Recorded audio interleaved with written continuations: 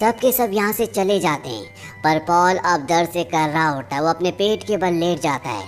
तभी John coffee कहता है कि मुझे आपसे काम है, आप मेरे पास आइए। पॉल बड़ी मुश्किल से दर्द से कर रहा था, वो उसके सेल के पास जाता है और जैसे ही वो जॉन कॉफी के सेल के पास जाता है, वो उसे पकड़कर सलाखों के बिल्कुल पास ले आता है और उसके उस हिस्से में यानी कि प्राइवेट पार्ट पर हाथ लगाता है जहाँ पर उसे यूरिनल इन्फेक्शन है। और अगले पल सेल के अंदर जो बल्ब होता है वो अपना आप ही जलना शुरू हो जाता है।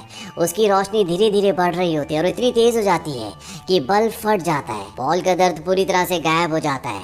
जॉन कॉफी वहीं सेल के अंदर बैठ जाता है। उसे खांसी आने लगती है और अगले पल उसके मुंह से बहुत सारे जर्म्स निकलते हैं जो हवा में चारों तरफ उड़ने लगते हैं। पॉल जॉन कॉफी से पूछता है कि तुमने मेरे साथ क्या किया।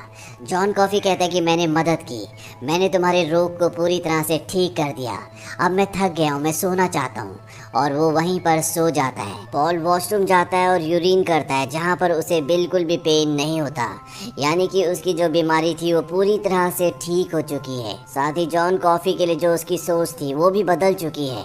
वो जॉन कॉफी के उस वकील के पास जाता है जिसने उसका केस लड़ा था। दरअसल वो जॉन कॉफी की पूरी हिस्ट्री जानना चाहता है कि क्या पहले भी उसने कोई कत्ल किया था, पर उसका वकील कहता है कि जॉन कॉफी को पहले कभी किसी ने नहीं देखा। उसे पहली बार उसी हादसे वाली जगह पर देखा गया था, यानी कि किसी को नहीं पता कि जॉन कॉफी कहाँ से आया है। इस वक्त मंदी का दौर भी चल रहा होता है, इसीलिए लोग काम की तलाश में एक जगह से दूसरी जगह पर भटक रहे होते हैं और सबको लगता है कि जॉन कॉफी उन्हीं में से एक है।